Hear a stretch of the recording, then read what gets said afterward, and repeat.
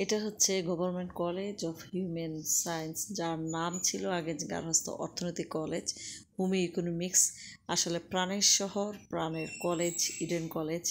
আসলে এই রাস্তাটা এতই পরিচিত যেটা আসলে কল্পনা করা যায় না। এখানে গেলে মনে হচ্ছে অন্য ধরনের এক রকমের ফিলিংস চলে আসে। এই যে এটা হচ্ছে আমার প্রাণের কলেজ, ইডেন কলেজ, যেটাতে আসলে অনেক বছর আগে পড়ে এসেছি। কিন্তু এই ইডেন কলেজের সামনে গেলেই মনে হচ্ছে যে কত যে আপন, মানে ভাষায় প্রকাশ করার মতো না। কিন্তু দুর্ভাগ্যবশত যেহেতু কাজের জন্য গিয়েছি, জরুরি একটা কাজে, তাই আসলে ক্যাম্পাসের ভিতর যেতে পারিনি বা নামতে পারিনি, সময়ও পাইনি।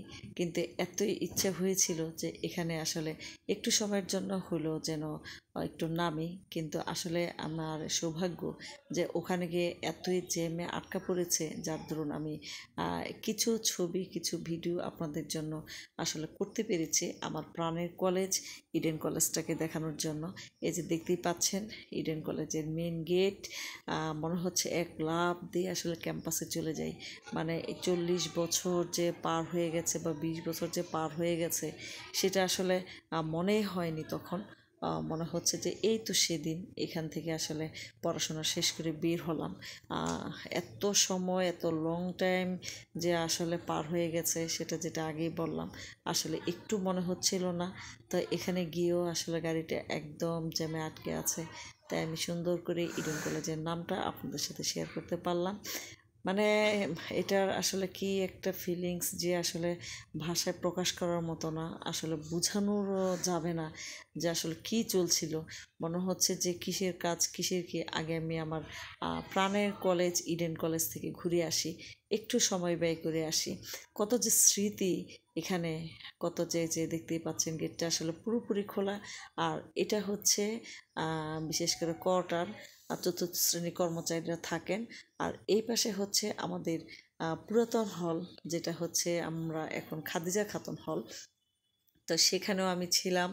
আসলে কি বলবো, মানে সব কিছুই আগের মতোই আছে, কোনো কিছুই চেঞ্জ নাই। হয়তো বা কিছু নতুন বিল্ডিং হয়েছে, এই তো, আর কোনো কিছুই চেঞ্জ না। কিন্তু মাঝখানে হয়তো বা 30 বছর 20 বছর পার হয়ে গেছে।